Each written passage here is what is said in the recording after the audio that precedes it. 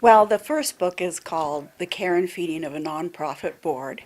And I wrote it when I moved to Pahrump and retired from the nonprofit business to help smaller agencies or even large agencies maintain an active and committed board of directors. That was in 2009, and I had several people say to me, you know, you need to write something from the staff component, the staff point of view as well. So the new book that just came out is called The Care and Feeding of a Nonprofit Executive Director.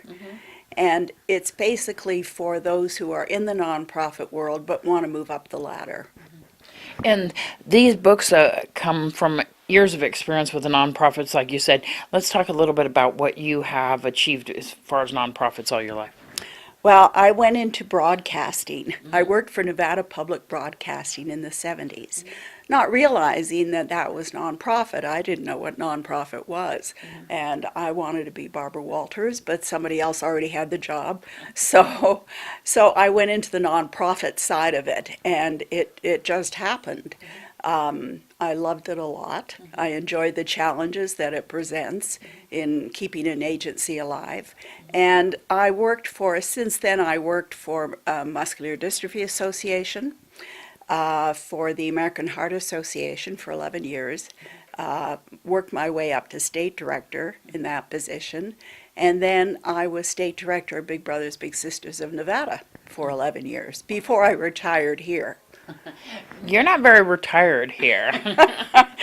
No, after I moved here and decided not to do anything but write, I had a phone call from the board of CASA, Court Appointed Special Advocates, the state board. And they said, well, you know, we know of your experience and we'd like you to start a CASA in Pahrump. And I said, I don't think so. I'm really retired. And they said, well, would you help us get it started? And I said, I don't think so. I'm really retired. And they said, well, it wouldn't hurt to get you to go to a meeting, would it?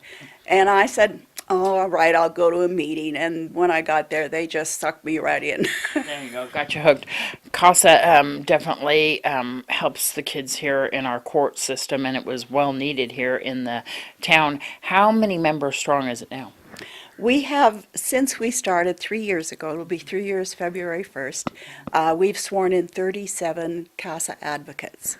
Now, not all of them are still here. A couple had to move to Ely, a couple others moved to Reno, and so forth. So I would say average, we have about 30 active